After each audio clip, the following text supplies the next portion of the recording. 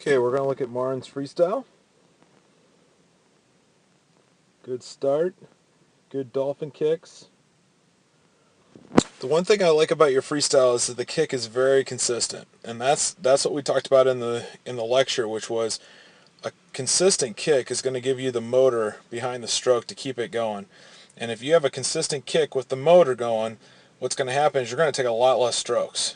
And as you can see, you're kind of swinging that arm around to the side, and that's something I think you've already fixed with the drill that we worked on, which was the zipper drill.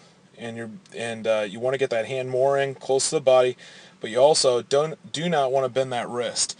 And that's the one thing that I think is kind of causing you to swing around a little bit more, is because the wrist is bent.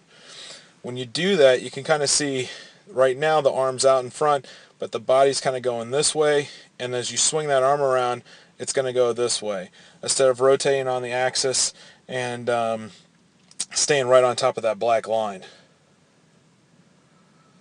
You want to enter with the fingertips first, you want to enter with the hand first, and you want it to be at an angle. And right now it's pretty good there, but you can kind of see that hand's out to the side, and because it's out to the side, now I'm entering with the hand and the forearm at the same time. Same there, the hands out to the side. You want to make sure that we're rotating properly. And we're getting a big kick, which is great, but we want to make sure that we're getting as much distance per stroke as possible with that kick. And you can kind of see there you're kind of flat in the water. Now you're kind of driving that hip, and that's great. Make sure that we breathe early, which means that we don't want to follow the hand in with our head. We don't want to watch that hand enter.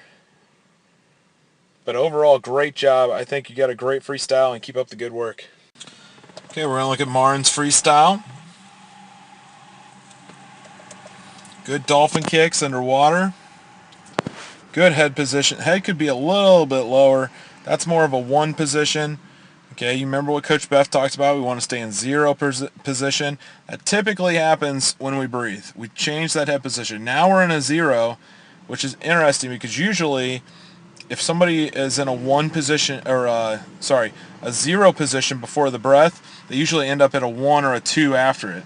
And where you're at a 1 position before the breath, you end up going back to a 0 position. So you want to stay in the same position and just turn that head.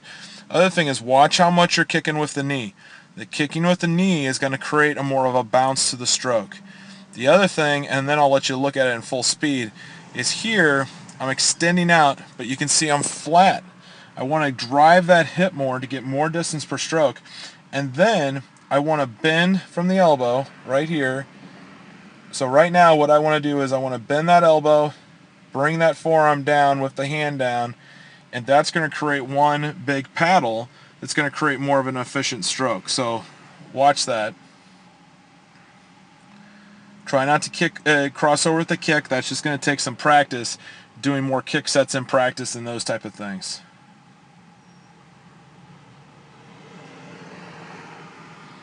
But really watch that recovery above water, which we talked about on the above water, and then see how that relates to the underwater pull and how we're getting a good catch.